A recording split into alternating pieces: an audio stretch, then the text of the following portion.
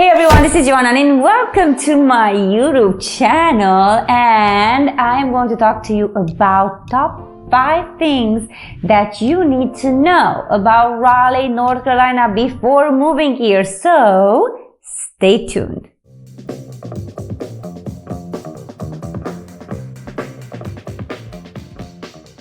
And welcome back. I hope I didn't take too much of your time.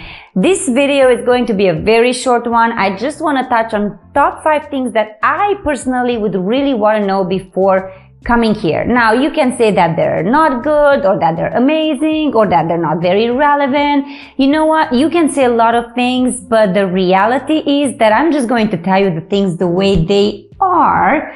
Obviously, in my subjective opinion, okay?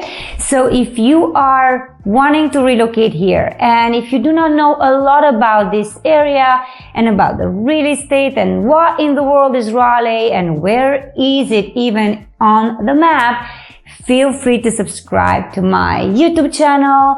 I am going to provide some very valuable information. Some of it might be a little bit dry. I apologize, but most of it will be just like this, non-scripted and just kind of like real life, right? I mean, you can Google stuff, you can find out numbers, you can find out this and that and whatever your heart desires. But when someone's gonna tell you about things that we're living here, I think the information comes through in a different way, and you might find it a little bit more exciting, especially if you're listening to me while you're driving. Do not do that. Just kidding. So if you are listening and if you think that my videos are valuable, I would love for you to subscribe. Obviously, there is going to be the subscribe button right there. There is going to be a little bell. Oh my God, today, English.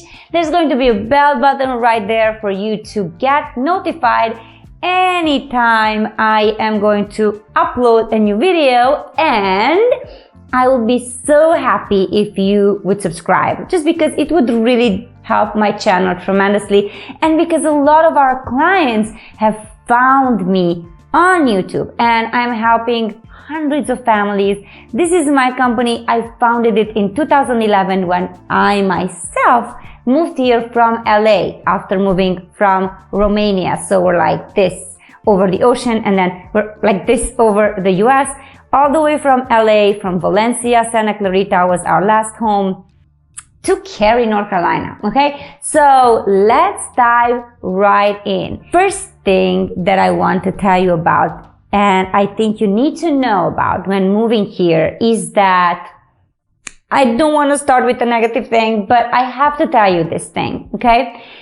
Is the fact that if you have allergies, you really need to check what type of other allergies you might be getting here, okay? So reality is that I have never had allergies, and we came here and about 3 years into our stay here. So it was not immediate, but about 3 years after coming, I was like, man, I'm stuffy. I cannot breathe, especially in the spring, right? There's a lot of different type of grasses and trees, birch, oak, all sorts of different things. And I have done a video about this before, but I want you to look at the numbers. I want you to check and do your research, right? Because again, you might be moving from states, from Alaska or from California, and where you don't have to deal with the type of trees that we have here, and just, you know, maybe not even with the humidity that is not quite as bad, but you know, sometimes in the summer it might affect you, right? So all sorts of small little things that can affect your overall well-being. And for me, that is the most important, right? Because you could be buying an amazing house, but then be miserable or just not be able to go outside without a Zyrtec or Claritin or whatever you might want to need to take or want to need to. Got it, right? So that is the first thing that I would like to tell you about, right? The second thing that I would like to tell you about is, and again, I'm not giving you numbers because my numbers are in different videos, is please look at real estate. Connect with me and ask me and any other realtor about what's happening with the real estate market right now. Just this morning, I talked to someone, an investor from California that closed on 2 homes in Texas. I know the Texas market is very intense. I also know that people are losing homes here and they're offering not only 10% above asking price, they are offering way higher, you guys, right? So $50,000 over asking, $75,000 over asking. And I will tell you at the end of the video where I am interviewing a lender actually about the due diligence fee that you need to be aware of. But please do your research when it comes to real estate. Raleigh was just mentioned not too long ago by Barbara Corcoran. I think you know who she is. She's a legend, right? She said that Raleigh is still one of those cities where you can find affordable housing or affordable just general real estate, right? And so when you say affordable, it just depends on the price point and what you're looking at. Because if the home is listed at $300,000 and you're not going to get it unless you offer $330,000 or $350,000 or above, and you have to put a lot of money up front, your situation might not be quite as affordable as you think it is, right? So you might say, oh yeah, it's okay. Well, it could be okay, right? So we want to be positive. We are helping a lot of people purchase and sell, and we are helping them in any price point. But we did have listings this year that were in the $200,000 price point, and they were not going for just $200,000. So if you are an investor, for example, or if you just want to buy a house and if you say, you know, I'm not going to pay more than $1,000 over this home because over this price point because I'm just not doing that. I'm not that type of person. I would never pay that much more. I would advise that you think twice, or maybe just not necessarily be in the market for buying a house, because at this point, I really sincerely do not know how I could actually help you, right? Am I coming with an intention to help? Absolutely. Would I want to make the commission? Absolutely. Why would I tell you do not put an offer if I thought that you have even 10% chance of putting an offer that's like $1,000 on top of asking price? You know, I mean, it really, right? So please look at the numbers, get 5 homes, make a list of the homes that you love, and then look at what they were listed at and look at what they sold at, if you have that type of time, right? So that is the second thing that you need to know, and that is related to the real estate market. The third thing that I want you to know is very cool and very positive. The one thing that was strikingly beautiful to us here is all the greenery, all of the lakes, and not only lakes that are, you know, further, like, you know, let's say Falls Lake or Jordan Lake, or like the biggest lakes that are around that you can go and, you know, you can use for for your boat, or you fishing or kayaking or whatever, just lying down on the beach in the sand. There are a bunch of lakes and greenways and just generally trails that are connecting cities, Raleigh with Cary, with Durham, all over the place. That is something so beautiful that most of people don't really realize. They don't realize that the lake, the 2-mile trail could be in your backyard. How cool is that? The planned communities, right, that are so well developed. You can find a townhome in those communities. You can find a single family home. There are communities that you have everything in the community, right? You have stores, you have shopping, entertainment, dining. There's hospitals close by. We do have an international airport. The schools are amazing. So you're not only looking at just, how cool everything is from a geographic perspective, but you're also looking at schools. Right now I'm going into another cool fact about Raleigh, but know that if you are a student or if you are a parent that has children, okay, a parent, right, you are looking at schools, and there's plenty of magnet schools, of Montessori schools, of affordable private schools. And I'm just saying that because, you might want to go that route, but the schooling in Wake County is very well known. Schools are great based on just national ratings, right? And parents are dying to get into some of these schools. Another thing that you need to know about Raleigh, and that does relate to schools, is that you do not have a school as a guarantee. Because of the amount of people that is moving here, you might literally not get into the schools that you want to get into. So there are some schools that are capped.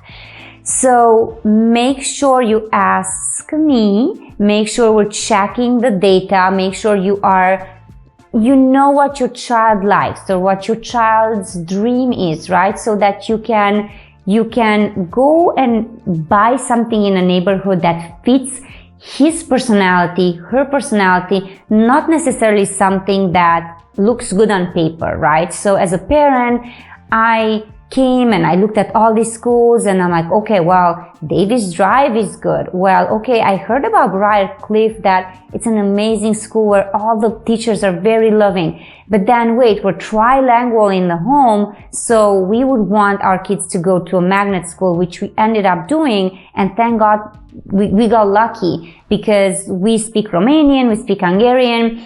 Children started with a preschool where they learned Spanish. So they went to Farmington Woods Magnet School where they learned Spanish, and my son is still learning Spanish and Chinese, right? So that's one thing that I want you to remember about schooling. They're great, but then they're also capped, and the same neighborhood, if it has 2,000 homes, could be divided. And if you have 3 children, they could all go to different schools, which, it's very rare because obviously the authorities are doing their best, right, to put the kids in the same school, but you never know. So keep your ears open as a mom, as a dad, go into Facebook groups. If you are coming from California, for example, I do have my Facebook group as well. Ask me about it and just connect with as many people as you can. Okay. The last thing before I end up with, and I know it's not just 5, but the 5 main things, right, that we're talking about is the allergies, is the real estate here, is the great schools, and then anything else in between is just, I'm adding little bonuses. The last piece again will be with my lender, and that's going to be inside a home that is actually already under contract. We didn't even go active on that home, but I want you to know about everything else besides real estate, right? And then just the greenery and what's happening. And the one last thing that I'm going to add before switching to that due diligence amount that you have to bring to the table in North Carolina after you're under contract is, so the last thing is this. There's a lot of restaurants that are very diverse in the area. The one thing that I would say is going to still be lacking is nightlife. So I love, the PNC arena. We do go to the Coca booth to concerts. We do go to a bunch of restaurants. We are Europeans, right? That's for us. I want a good Frappuccino. I want a good beer. I want to have Indian food. I want to have Chinese. I want to have sushi. I want to have it all because that's how I'm built, right? I want variety in my culinary expectations. Now there's a bunch of great restaurants in Raleigh. I mean, award-winning restaurants, not just good restaurants, right? I'm not gonna mention them. There are in the, I think, previous video that I've recorded, and in many other videos, I'm mentioning restaurants and names of chefs that you need to be aware of. So I wanted to add this as a little extra because I feel that a lot of people say, what's happening in Raleigh? Like, what is it? Like, we don't know anything. It's not the place to be. Well, let me tell you, it is the place to be, and it's becoming more and more a destination city. That's why the pricing is increasing the way it's increasing, right? So when you're afraid that you're not gonna find a Whole Foods or a Costco, I mean, someone said, I didn't think there's a Costco, or when you're afraid you're not gonna find the right restaurants, or I don't know, the right variety that your spirit is longing for, rest assured that you will be finding. Now again, the nightlife, I don't know what to say, right?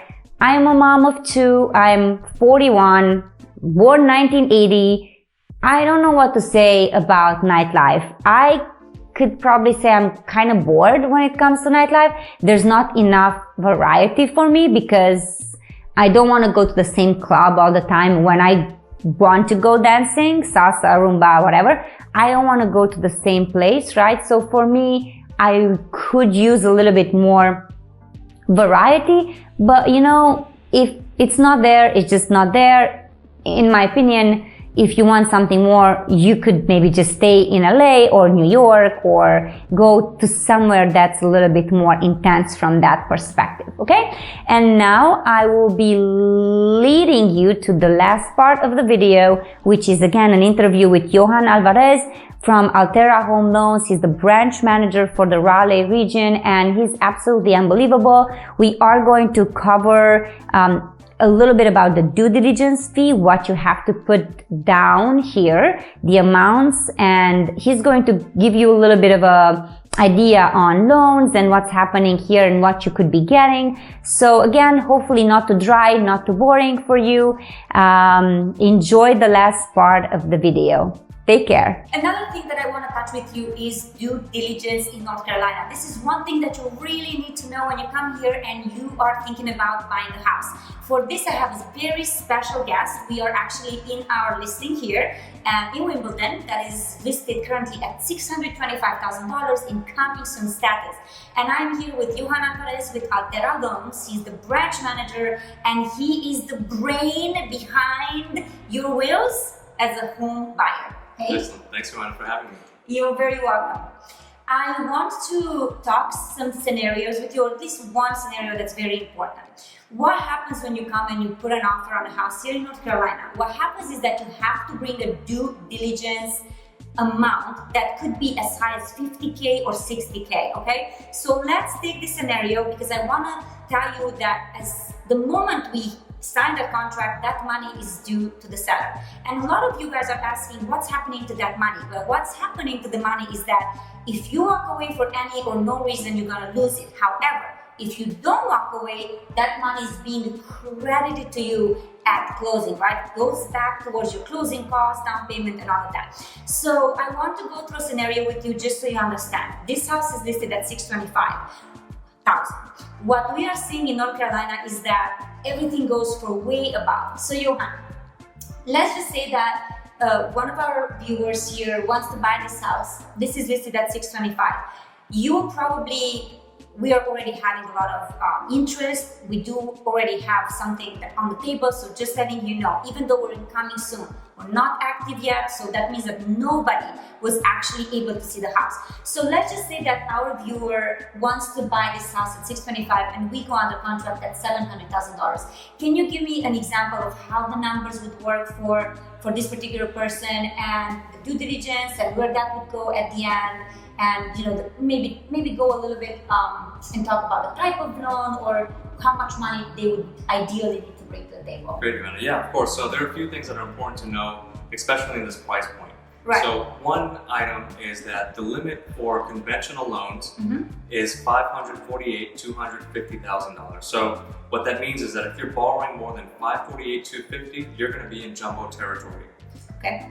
Banks have different guidelines, different rules for jumbo loans, so not every bank works the same. So you have to check with your lender, check with us, see what we can do. But 10% is usually the minimum down payment for jumbo. Okay. So with this scenario, $700,000. Person watching us, right, may want to put 10% down, $70,000. They may want to put 20% down, right? Depending on what their needs are, if they need to keep a little bit more money in their pocket, or if they want to have a better term, better rate, they're going to decide on what down payment they put.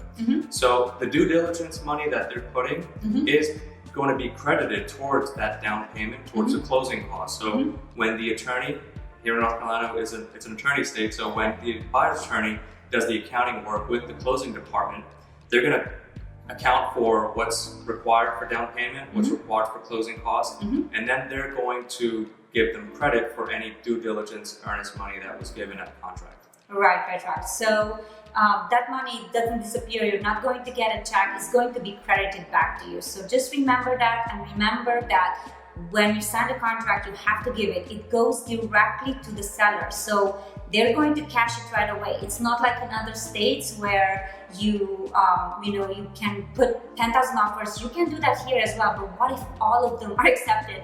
And what if your due diligence fees, 50,000, 60,000, which we're seeing right now? So you have to be very careful with that. And just like Johan said, be very knowledgeable. Connect with us.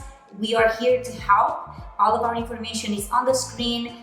Both of us are posting videos on YouTube so that we can educate you, and you're not going into this, thinking you qualify for buying a $700,000 home, but really in this market, you have to look at the $600,000 home to buy a $700,000 home, because you might not get the house at list price. So click that subscribe button and the notification button, the bell button. All of our information is there. Thank you so much for watching. Johan in here and Johan Alvarez with Other Loans. Take care. Bye.